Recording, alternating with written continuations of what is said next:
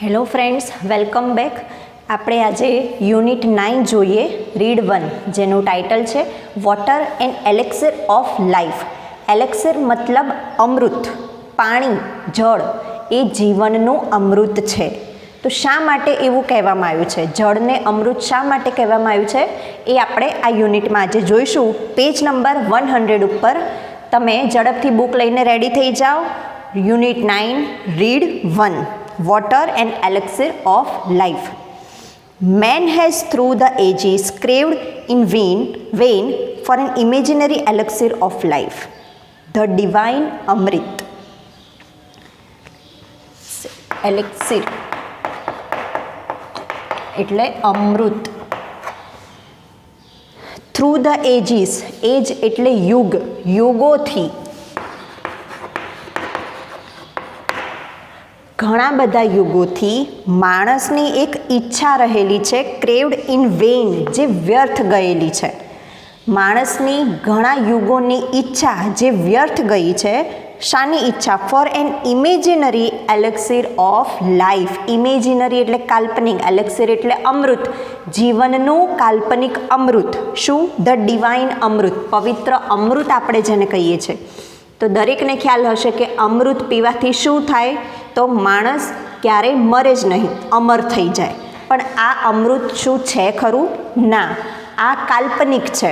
તેમ છતાં પણ માણસોની એવી ઈચ્છા રહેલી છે કે મને અમૃત પ્રાપ્ત થાય અને હું અમર બની જાઉં. તો આવી ઈચ્છા વ્યર્થ ગયેલી છે, કારણ કે કાલ્પનિક અમૃત છે. પણ તેમ છતાં યુગોથી, જ્યારથી માણસનો ઉદ્ભવ થયો છે ત્યારથી દરેક માણસની આવી ઈચ્છા રહી છે. But the true elixir of life lies near our hand. આ તો આપણે કાલ્પનિક અમૃતની વાત કરી, પણ સાચું અમૃત જે આપણા હાથમાં રહેલું છે. Four it is the કોમનેસ્ટ of all liquids, plane water. આપણા હાથમાં રહ્યું છે એ સાચું અમૃત છે. કયું? દરેક પ્રકારના લિક્વિડ, દરેક પ્રકારના પ્રવાહી, એમાંનું એક પ્લેન વોટર, સૌથી કોમન હોય એવું. દરેક પ્રકારના પ્રવાહીમાં પાણી રહેલું છે. તો એમાંનું જે સ્વચ્છ પાણી છે, શુદ્ધ પાણી છે, એ એટલે આપણા હાથમાં જે રહેલું છે સાચું અમૃત આપણા જીવનનું, એ શું કહેવાયું છે? પાણી, જળ. I remember one day standing on the line which separates the Libyan desert from the valley of the Nile in Egypt. મને એક દિવસ યાદ આવે છે, એક જગ્યાએ હું ઊભો હતો. કઈ જગ્યા? ધ લાઇન, એ બોર્ડર ઉપર, એ રેખા ઉપર હું ઊભો હતો. વિચ સેપરેટ્સ, કે જે સેપરેટ કરે છે, જુદા પાડે છે.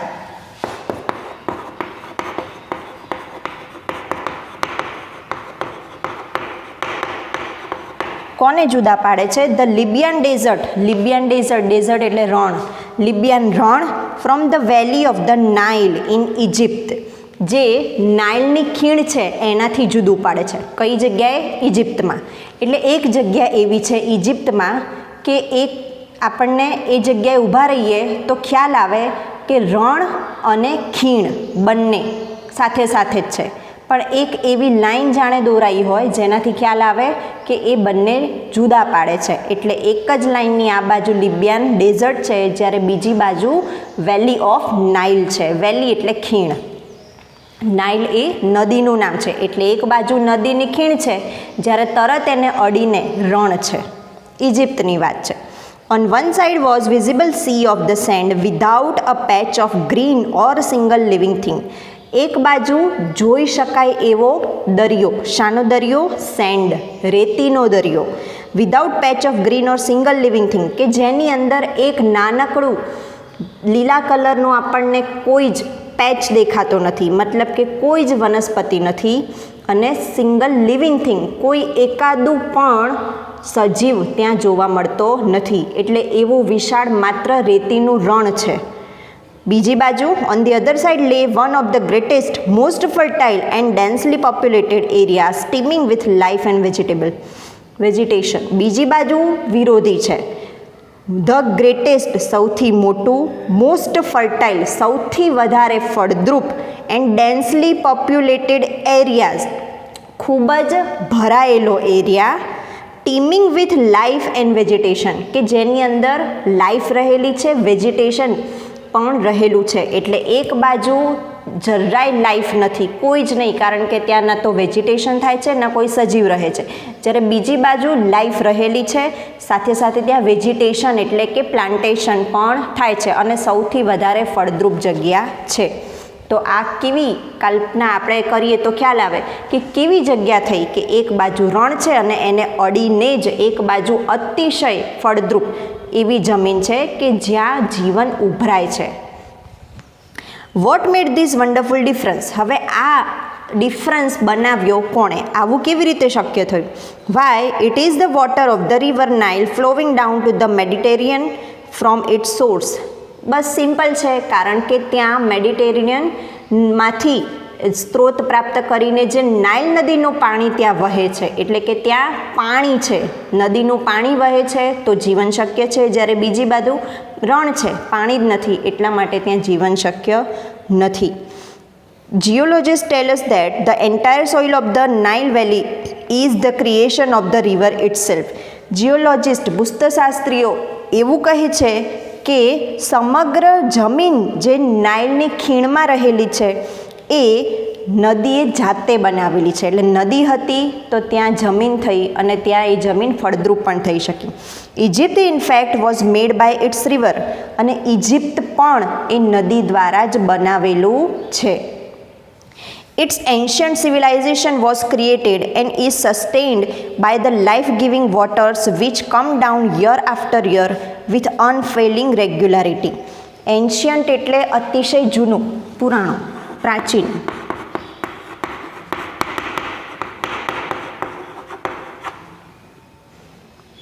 જૂની પ્રાચીન સિવિલાઇઝેશન એટલે સંસ્કૃતિ.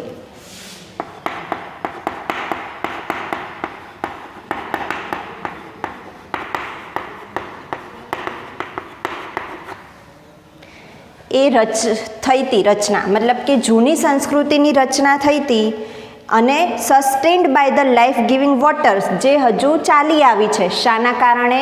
જીવન આપનાર જળને કારણે, પાણીને કારણે. In our everyday life is the most potent and the most wonderful thing on the face of our earth. અને એ તત્વ મતલબ કે પાણી, જેના લીધે સંસ્કૃતિ શરૂ થઈ અને એ સંસ્કૃતિ હજુ ચાલી આવી છે, મતલબ કે આપણા માનવ, આપણે આજે જે જીવી રહ્યા છે એ સંસ્કૃતિની વાત છે. ક્યારેક શરૂઆત થઈ અને હજુ પણ એ ચાલુ જ છે. શાના લીધે? માત્ર ને માત્ર પાણીને લીધે. અને પાણી એ સૌથી મહત્ત્વનું અને સૌથી અદ્ભુત છે સમગ્ર પૃથ્વી ઉપરનું. એટલે આખી પૃથ્વીમાં જો સૌથી મહત્ત્વનું હોય અને સૌથી અદ્ભુત હોય તો એ છે પાણી. It has played a role of vast significance in shaping the course of the Earth's history and continues to play the leading role in the drama of life on the surface of our planet. પાણીએ એક મહત્ત્વનો role ભજવ્યો છે, મહત્ત્વનો ભાગ ભજવ્યો છે. Vast significance, vast એટલે વિશાળ, મહત્ત્વ, અતિશય મહત્ત્વનો ભાગ. શામાં? In shaping of course of the earth history. પૃથ્વીના ઇતિહાસને રચવા પાછળ, પૃથ્વીનો ઇતિહાસ શું છે એને રચવા પાછળ કોનો મહત્ત્વનો ભાગ છે?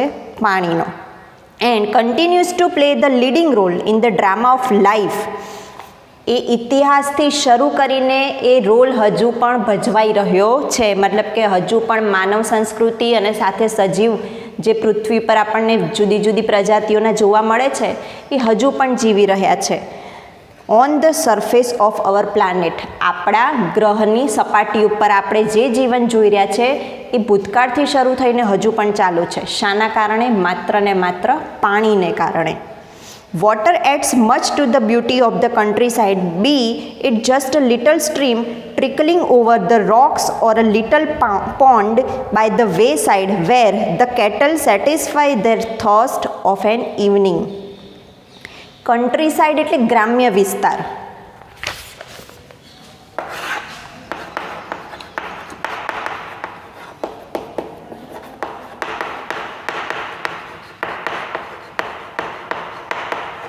પાણી એ ગ્રામ્ય વિસ્તારમાં સુંદરતા પૂરી પાડે છે be it just little stream trickling, વિચારો કે એક નાનકડું ઝરણું વહી રહ્યું છે ઓવર ધ રોક્સ, ખડકો ઉપરથી ઝરણું વહી રહ્યું છે, or a little pond by the way side, way side એટલે કે રસ્તાની બાજુમાં નાનકડું પોન્ડ હોય, તળાવ હોય, where the cattle satisfy that thirst of an evening, કે જ્યાં કેટલ એટલે કે પ્રાણીઓ પોતાની તરસ છુપાવી રહ્યા હોય, ક્યારે? સાંજના સમયે. એટલે એક આવા દ્રશ્યની તમે કલ્પના કરો કે પાણી એ ગ્રામ્ય જીવનની સુંદરતા વધારે છે. તો કેવી રીતે? જાણે કે કોઈ એક ઝરણું વહી રહ્યું છે અથવા તો રસ્તાની બાજુમાં નાનકડું તળાવ છે અને એ તળાવમાં લોકલ એનિમલ્સ, અને આપણે કેટલ કહીએ તો જાનવરો પોતાની તરસ छिपाવી રહ્યા હોય, સાંજનો સમય હોય, આ બધું કલ્પના કરો. The rain-fed tanks are a cheering sight when they are full. Rain-fed tanks, tanks એટલે મોટી ટાંકી, હોજ જેને કહીએ, અને rain-fed એટલે વરસાદના પાણીથી ભરાયેલો.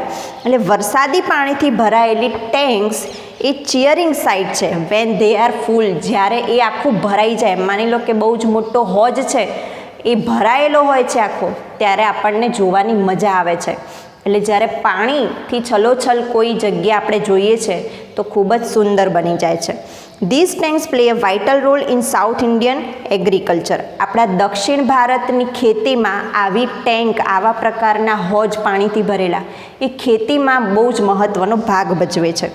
ઇન મૈસૂર ફોર એક્ઝામ્પલ તરીકે મૈસૂરમાં much of the rice is grown under them, મોટાભાગના ચોખા આમાંથી જ બનાવવામાં આવે છે. મતલબ કે ચોખાની ખેતી કરવી હોય તો પાણી વધારે જોઈએ, પુષ્કળ પ્રમાણમાં. તો આ વરસાદી પાણીનો સંગ્રહ કરીને મોટી મોટી ટાંકીઓ ભરવામાં આવે છે. તો પછી વરસાદનું પાણી હોય કે ના હોય, આ પાણીમાંથી જ એ ચોખાની ખેતી થાય છે. ક્યાં? મૈસૂરમાં. Some of these tanks are surprisingly large and it is beautiful sight to see the sunrise or set over them. અને અમુક ટેન્ક્સ તો એટલી બધી વિશાળ છે કે એ જો આખી ભરેલી હોય છલોછલ, તો પછી એની ઉપર સનરાઈઝ થવાની પણ એક સુંદરતા જોવા મળે છે. ક્યારેક સનસેટ થતો હોય એ પણ આપણે સુંદર જોઈ શકીએ છીએ. Water in the landscape may be compared to the eyes in human face. Landscape એટલે જમીન, જમીન ઉપર કોઈ જગ્યાએ પાણી હોય તો એને શાની સાથે કમ્પેર કરવામાં આવે છે? આપણા ફેસ ઉપર જે આંખો છે, આપણો ફેસ અને આંખો કેટલી મહત્ત્વની છે, તો એ જ રીતે જમીન ઉપર પાણી પણ એટલું જ મહત્ત્વનું છે. It reflects the mood of the hour. આંખો ઉપરથી આપણને વ્યક્તિનો હાવભાવ ખ્યાલ આવે છે, તો એ જ રીતે જમીન ઉપર જો પાણી હશે તો એ પાણીને જોઈને આપણે એ સમયનો મૂડ કેવો છે એ આપણે ઓળખી શકીએ છીએ. બીઇંગ બ્રાઇટ એન્ડ ગે વેન ધ સન શાઇન્સ. કેવી રીતે? તો જ્યારે સૂર્ય ઉગે છે, શાઇન કરે છે, ત્યારે પાણી કેવું હોય છે? ચમકતું હોય છે. ગે એટલે આનંદિત હોય છે. Turning to dark and gloomy when the sky is overcast. જ્યારે સ્કાય ઓવરકાસ્ટ હોય એટલે કે સાંજ પડવાની તૈયારીમાં હોય, ત્યારે પાણી પણ કેવું? ગ્લુમી, વિષાદ ભરેલું, શાંત થઈ જાય છે, ડાર્ક થઈ જાય છે. એટલે પ્રકૃતિની સાથે સાથે પાણી પોતાનો રંગ બતાવે છે. તો જેમ આપણો ચહેરો આખું કહેવાય છે ને કે આંખે બોલતી હે, એટલે કે ચહેરા ઉપરના હાવભાવ અથવા તો આપણી અંદર શું ચાલી રહ્યું છે એ આપણી આંખ જોવાથી ખ્યાલ આવે. એ જ રીતે પ્રકૃતિનું વાતાવરણ કેવું છે, પ્રકૃતિનો મૂડ કેવો છે, એ આપણને પાણી દ્વારા ખ્યાલ આવે. એટલે સવારના પોરમાં જ્યારે સૂર્ય ઉગતો હોય છે ત્યારે પાણી કેવું ચમકીલું હોય છે, પાણી આનંદિત હોય એવું આપણને ખ્યાલ આવે છે. જ્યારે ડાર્ક હોય, પછી બહુ ક્લાઉડી વાતાવરણ હોય વરસાદી, ત્યારે પાણી થોડું ગ્લુમી થઈ જાય છે, વિષાદ ભરેલું, શાંત થઈ જાય છે. દરિયાને જુઓ તો ખ્યાલ આવે, દરિયામાં લહેર આવે છે, તોફાને ચડ્યો હોય દરિયો એવું થાય. ઘણીવાર દરિયો શાંત હોય છે. એટલે આ બધું પ્રકૃતિનો મૂડ આપણને બતાવે છે. One of the most remarkable facts about water is its power to carry silt. હવે હજુ આપણે આગળ જોઈએ કે પાણી આપણા માટે મહત્ત્વનું કેમ છે. તો સૌથી વધુ મહત્ત્વની બાબત હોય પાણી વિશે તો એ છે કે એ મડ, સિલ્ટ, સિલ્ટ એટલે મડ, કાદવ, કાદવને જકડીને રાખી શકે છે પાણી. એવો એનો પાવર છે, મતલબ કે આ એ પાણીનું એક મહત્ત્વનું પાસું છે એવું કહી શકાય. This is the origin of the characteristic colour of the water in rain fed tanks. અને આ જે મડ હોય છે, મતલબ કે કાદવનો જે કલર છે એ પાણીનો રેઇન ફેડ ટેન્ક્સ એટલે કે વરસાદી પાણીથી જે ટાંકી ભરાયેલી છે એનો કલર એવો હોય છે, સમાન કલર હોય છે, કથ્થાઈ જેવું. This colour varies with the nature of the earth in the catchment area. આ કલર જુદા જુદા હોઈ શકે છે આખી પૃથ્વી ઉપર. શાના વિશે? In the catchment area. જે કેચમેન્ટ એરિયા છે જુદા જુદા પૃથ્વી ઉપર જુદી જુદી જગ્યાએ કેચમેન્ટ એરિયા છે, એમાં પાણી ભરાઈને એ બધાના કલર જુદા જુદા હોઈ શકે છે. કેચમેન્ટ એરિયા એટલે શું? તો વરસાદી પાણી જ્યાં જ્યાં પડ્યું છે અને જ્યાં સંગ્રહ થયો છે એવો એરિયા.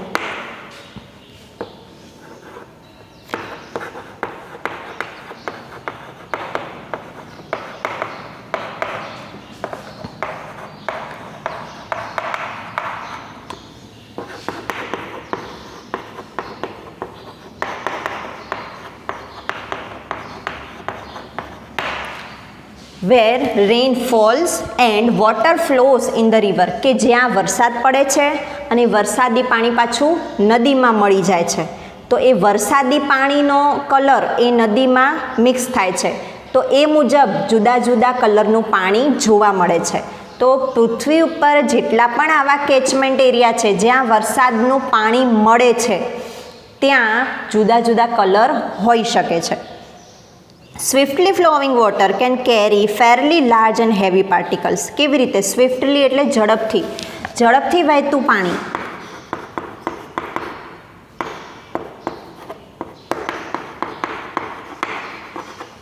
વરસાદનું પાણી ઝડપથી વહી રહ્યું હોય તો એ પોતાની સાથે બીજું બધું પણ લઈ જાય છે. શું લઈ જાય છે? મોટા મોટા પાર્ટિકલ્સ, હેવી પાર્ટિકલ્સ. એટલે પાણી ઝડપથી વહેતું હોય તો એની સાથે ભારે અને મોટા મોટા કણો પણ સાથે લઈને જાય છે. The finest particles however remain floating. નાના નાના ઝીણા ઝીણા પાર્ટિકલ્સ કણો એ પણ પાણીની સાથે જાય છે, પણ એ શું હોય છે? તરતા હોય છે. પાણીથી હલકા હોય તો પાણીની સપાટી ઉપર તરતા હોય છે. Within the liquid in spite of their greater density and are carried to great distances. અને એ તરતા જે કણો છે એ બહુ જ મોટા પ્રમાણમાં હોય છે, તો કદાચ એની ઉપર કોઈ પદાર્થ મૂકવામાં આવે તો એ પણ સાથે સાથે તરતો જાય, એવું પણ બની શકે. એટલે ઝડપથી વહેતું પાણી એ પોતાની સાથે નાના મોટા એમ બંને કણોને સાથે લઈને જતું હોય છે. મોટા મોટા હેવી પાર્ટિકલ્સ હોય તો પાણીની અંદર થઈને સાથે સાથે જતા હોય છે, જ્યારે ઝીણા ઝીણા પાર્ટિકલ હોય છે તો પાણીની સપાટી ઉપર તરતા હોય છે. પણ એટલા બધા પ્રમાણમાં હોય છે કે બધાને ભેગા કરીએ અને તરતા હોય તો એની ઉપર કોઈ પદાર્થ મૂકવામાં આવે સપાટી ઉપર, સરફેસ ઉપર, તો એ પણ સાથે સાથે ફ્લોટિંગ કરતો જાય, તરતો જાય. Such particles are of course extremely small. આવા પાર્ટિકલ્સ ચોક્કસપણે બહુ જ નાના હોય છે, extremely small. But the number is also great. પણ એ ખૂબ જ મોટા પ્રમાણમાં હોય છે, એટલે નંબર્સ બહુ જ બધા અસંખ્ય પાર્ટિકલ્સ હોય છે. And very large amounts of solid matter can be transported in this way. અને એની ઉપર બહુ જ મોટું કોઈક સોલિડ વસ્તુ મૂકવામાં આવે તો પણ એ ટ્રાન્સપોર્ટ થઈ શકે છે. The color of the water changes successively from the muddy red or brown of silt through varying shades of yellow and green finally to the blue of the deep sea. હવે આવી રીતે આપણે પાણી સમુદ્રમાં કેવી રીતે મળે છે? વરસાદ આવે છે, વરસાદનું પાણી નદીમાં મળે છે અને નદીનું પાણી સમુદ્રને મળે છે. તો આ રીતે પ્રક્રિયા ચાલે છે. તો હવે વરસાદનું પાણી નદીને મળે, નદીનું સમુદ્રને. એમાં પાણી જે વહે છે, પાણી વહેતી વખતે પોતાની સાથે પણ આવા પાર્ટિકલ્સ લઈને જતું હોય છે. તો એ પાર્ટિકલ્સને આધારે એ પાણીનો કલર ચેન્જ થાય છે. તો આપણે ક્યારેક જોયું હોય તો અમુક દરિયા હોય છે, અમુક પાણી હોય છે ગ્રીન કલરનું હોય છે, અમુક પાણી બ્લુ કલરનું હોય, અમુક પાણી બ્રાઉન કલરનું દેખાય છે, જ્યારે અમુક રેડિશ દેખાય છે, યલો કલરનું પાણી હોય છે. તો આ બધું શાના આધારે છે? કારણ કે વરસાદી પાણી જ્યારે વહેતું હોય છે ત્યારે પોતાની સાથે પાર્ટિકલ્સ લઈને જાય છે. તો એ પાર્ટિકલ્સ સાથે કાદવ, કીચડ આ બધું લઈને જાય છે, તો એ બધાનો કલર ભેગો થઈને પાણીનો કલર બને છે. તો આ જુદા જુદા કલર હોઈ શકે છે, કલર્સના જુદા જુદા શેડ, યલો, ગ્રીન, બ્લુ, આ બધા જે આપણે અંતે તો દરિયામાં પાણી જોઈએ છે એ પ્રકારનું પાણી જુદા જુદા કલરે હોય છે. Such land consisting as it does of finely divided matter is usually very fertile. Such land, આવી જે જમીન છે જ્યાંથી પાણી પસાર થાય છે વહીને, consisting as it does the finely divided matter, એ પોતાની સાથે બધું લઈને જાય છે અને આવી જમીન ઘણી વખત ફર્ટાઇલ જમીન કહેવાય છે, કારણ કે ઉપરનો કચરો જતો રહે છે એટલે પડ આખું જતું રહે છે, નીચેનું ઉપર આવે છે એટલે આ જમીન ફળદ્રુપ પણ બને છે. Soil erosion is a major problem in countries like India. હા, ફળદ્રુપ તો બને છે, સાથે સાથે શું થાય છે, જમીનનું ધોવાણ થાય છે. બહુ જમીન વહી જવી એ પણ સારી વાત નથી. તો સોઇલ ઇરોઝન એટલે શું? જમીનનું ધોવાણ.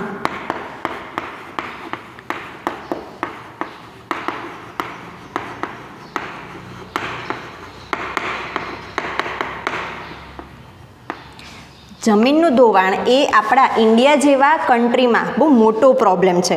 It occurs when the top layer of the soil is washed away in successive steps by the action of water. જમીનનું ધોવાણ ક્યારે થાય છે? જ્યારે જમીનનો સૌથી ઉપરનું પડ એ ધોવાઈ જાય છે, ગાયબ થઈ જાય છે. શાના લીધે? અમુક પ્રકારે પાણી ત્યાંથી પસાર થાય અને પાણીની સાથે સાથે આવી રીતે જમીન પણ ધોવાતી જાય છે. It is mainly caused by sudden burst of the heavy rainfall. ઘણી વખત આ શાના લીધે થાય છે? અચાનક બહુ વધારે પડતો હેવી રેઇનફોલ થાય, વરસાદ પડે તો આવું થાય છે. The slope of the land, જ્યાં સ્લોપ છે, સ્લોપ એટલે ઢાળ, ઢોળાવવાળી જમીન છે, ત્યાં એવું થઈ શકે છે. Removal of the natural protective coat of vegetation, જમીનની ઉપર જે વનસ્પતિઓ રહેલી છે એ આપણે સમગ્રપણે કાઢી નાખીએ, નાના છોડ, ઘાસ, ઝાડ, આ બધું જ આવે વનસ્પતિમાં, એ બધું જો આપણે ઉખાડી નાખીએ, જમીન પ્લેન કરી નાખીએ તો એ ઝડપથી જમીન ધોવાઈ જાય છે વરસાદના પાણીને કારણે. And the ruts along which water can flow rapidly. Ruts એટલે સામાન્ય રીતે તમે આવું જોયું હશે કે કોઈ કાદવ કીચડવાળી જમીન હોય, એમાંથી કોઈ વાહન સાધન પસાર થાય તો એના પૈડા જે હોય છે, વ્હીલ, એની છાપ કેવી રહી જાય છે. તો આ રીતે પણ જમીનનું ધોવાણ થાય છે. એટલે આવું શા માટે થાય છે? કારણ કે ત્યાંની જમીન બહુ સોફ્ટ થઈ ગઈ હોય છે. કાદવવાળી જમીન કેવી સોફ્ટ હોય? તો એની અંદર કોઈ મોટું ટ્રક કે ટ્રેક્ટર પસાર થાય તો ખાડો પડીને આગળ વધે છે, તો એ વ્હીલની જે છાપ હોય આપણે જોઈ શકીએ છીએ. એટલે જો અતિશય સોફ્ટ જમીન થઈ જાય, નરમ, તો પણ આવું થઈ શકે છે. And the absence of any checks to prevent the flow of water, અને પાણીનો જે ફ્લો છે, પ્રવાહ છે, એને રોકવા માટે કંઈ જ નથી તો પછી પણ જમીન ધોવાઈ શકે છે. It can be checked using various preventing measures like the terracing of land, the construction of bunds मतलब के dams to check the flow of the water and planting of appropriate types of vegetation. Soil erosion એ મોટો problem છે, જમીન ધોવાઈ જવી જોઈએ નહીં. તો એને અટકાવવા માટે આપણે શું કરી શકીએ? તો એના જુદા જુદા આપણને અહીંયા આઈડિયાઝ આપેલા છે પ્રિવેન્શન માટેના, એટલે કે એને અટકાવી શકીએ. કેવી રીતે? ટેરેસિંગ ઓફ લેન્ડ, લેન્ડને બાંધી દેવી, જમીનને બાંધી રાખવી કોઈક રીતે. બીજું, કન્સ્ટ્રક્શન ઓફ બંસ એટલે કે ડેમ, ડેમનું બંધાણ કરાવવું. જુદા જુદા પ્રકારના ડેમ, નાના મોટા ચેક ડેમ હોય છે જેની અંદર પાણીનો સંગ્રહ કરાવી શકીએ. To check the flow of water, પાણી વહી રહ્યું છે તો એનો પ્રવાહ ચેક કરતા રહેવું, કે જો વધારે ઝડપથી વહી રહ્યું છે તો જમીન ધોવાશે, સામાન્ય ઝડપ હશે તો વાંધો નહીં. અને planting of appropriate types of vegetation, યોગ્ય પ્રકારની વનસ્પતિઓનું વાવેતર. વનસ્પતિ જો જમીનમાં ચીપકેલી હશે તો પછી જમીન ધોવાશે નહીં. તો આમ જુદા જુદા પગલાંથી આપણે જમીનનું ધોવાણ અટકાવી શકીએ છીએ. હવે વિદ્યાર્થી મિત્રો, અત્યારે આટલે સુધી રાખીએ છીએ. હવે પછી પાણીની શું અગત્યતા છે એ આપણે નેક્સ્ટ વિડીયોમાં જોઈશું. Thank you.